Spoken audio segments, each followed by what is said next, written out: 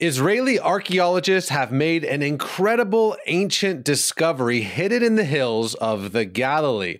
So, how does this astonishing find shed light on the mysterious Gallus Revolt against the Romans? Well, Israeli tour guide Yoav Rotem joins us now. So, Yoav, we can draw a lot of really interesting conclusions from this discovery, even relating to geopolitics of today. But first, what did they find? So Raj, shalom, thank you. They found in the hills of Galilee, in a community called Hukuk, they found a system of caves that they thought that was dug by Jews earlier than the Gallus Revolt, which is happening around the year 350 AD. But they found a third used of these tunnels for hiding from the Romans. By how they prove it, they found 22 coins from this time, the 4th century, and by recognizing the emperors on these coins, we know that this is the time of the Gallus uprising. It's a hoard basically that was hidden when someone was in crisis, someone was trying to hide all his property, all of what he needs, thinking that maybe one day he or she will come back and take it after everything will go away. And the archaeologists just found it. Now, what's amazing with this finding is the connection, I think, to today's discussions online and different things that they're talking in the internet. And I think that's a really interesting discussion. But one more quick thing before we get to that, the Gallus Revolt. We haven't really heard much about that. We've obviously heard about the revolt of the year 66 to 70 that ended in the destruction of the Second Temple. The Maccabean Revolt, which famously culminated in the story of Hanukkah. Just for I think our interest purposes. For me as a Christian, I was always under the impression that Hanukkah was like this Jewish holiday and Christmas was like a Christian holiday. I don't know why I thought that. But what's really interesting is if you look at John, the Gospel of John, chapter 10, verse 22, it says, "Then came the festival of dedication at Jerusalem. It was winter, and Jesus was in the temple courts walking in Solomon's colonnade." The festival of dedications, if you look at the footnotes, that's Hanukkah. Jesus was in Jerusalem for Hanukkah. So obviously the Maccabean revolt is pretty famous. And obviously the revolt that culminated in the destruction of the Second Temple is very famous. But this Gallus revolt, what was going on then?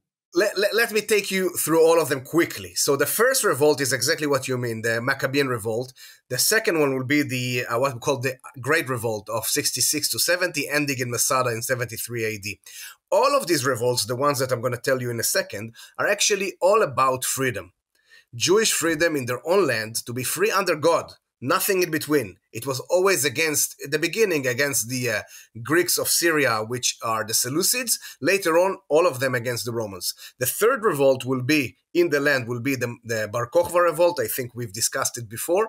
And the fourth one in the land, there's one actually outside of the land. And the last one, I think we counted 5, which happens in the land, in the Galilee, and maybe in some areas in the center, is the Gallus Revolt. Probably kind of like an opportunity, some Jews, not everyone, as far as we understand, taking advantage of a weaker emperor or a local ruler of the eastern part of the Roman Empire, and they're trying to their luck to take over. They're actually succeeding for a short time, but then the Romans are taking down this revolt. It was not a successful one, and it did not bring a complete destruction. And this actually leads us to the findings in the Galilee. One of the things I find really interesting that you're mentioning is how these revolts centuries, millennium ago, now are impacting current modern day geopolitics. You mentioned the Bar Kokhba revolt, which is about 100 years after Jesus. Now, obviously, famously, after this revolt, again, 100 years after Jesus, the Roman emperor decided to rename Judea to Syria Palestina, named after the ancient and extinct enemies of ancient Israel, the Philistines. He obviously renamed Jerusalem to Aelia Capitolina, again, in an effort to erase the Jewishness of that area. But what's interesting is, the front page of modern day 2025 news, Palestine, well, it comes from this thing that happened after the Bar Kokhba revolts, again, 100 years after Jesus, when the Roman emperor renamed it Syria Palestina. But this Gallus Revolt also has implications for modern day global geopolitics. Yoav, explain to us why that is the case. Okay, so I think the connection to today is very clear to people that are doubting the connection of the Jewish people of Israel today, or the state of Israel today, to the Jews back then in 70. And I think we can tell the story by sharing this site of Hukuk and the Gallus Revolt and the recovery of the Gallus Revolt. We have Jews in the Galilee, since Jesus' time, even before, obviously, the extension to the Galilee just coming after the revolt of Hanukkah, the Maccabees, they extending Judea back to the area where the tribes of the first temple time, Naphtali, Zebulun, all of this area, back to the Galilee. And then there is a Jewish appearance over there throughout the first, second, third, fourth, all these years. Basically, until today, there's one family in the Upper Galilee that they seems to have connection all the way to the second temple time. Now, the Gallus Revolt, the finding that they found in a community called Hukuk, we have for sure a Jewish community over there during the Roman time. Then the Romans becomes Christians, what we call the Byzantines, in 324 with Constantine, which, by the way, some of his coins were found as part of this horde. And then we have the recovery from the Gallus uprising, which was not very successful to the Jews, big catastrophe to the community, emergency, but then the community seems to be recovering. Amazing synagogue with a beautiful mosaic is built over there, and eventually all these sites will destroyed by Muslim occupations, etc. But there will still be Jews living here and there in the land. Obviously, exile is all around the Middle East and all the way to Europe, and the big return to Israel at the beginning or the end of the 1800s, what's called the 19th century, and even before. I don't know if people know, but we have Jewish majority in Jerusalem from the 1830s already. So again, making the story quickly, if you know it, this is how knowledge is so important.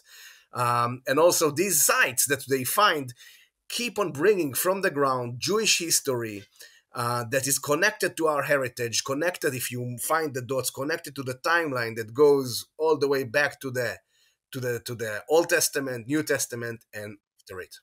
Well, I think that's just so important because, when it comes to historic fact, the historic fact is there has been a continuous Jewish presence in the Holy Land for at least 3,000 some odd years.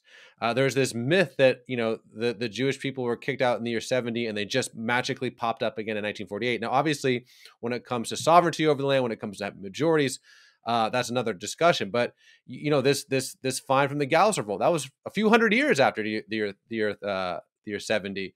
And then you were talking about the fact that Jerusalem had a Jewish majority 100 years before the establishment of the state of Israel. Tel Aviv was, created 30 years, some odd years before the state of Israel was founded. So the idea that the Jewish people aren't indigenous, aren't native is just ridiculous. And this is just another find, another discovery that shows the true archaeological, anthropological existence of the Jewish people in the land of Israel for thousands and thousands of years. Yoav Rotem, my friend, God bless and toda raba. Raj, thank you.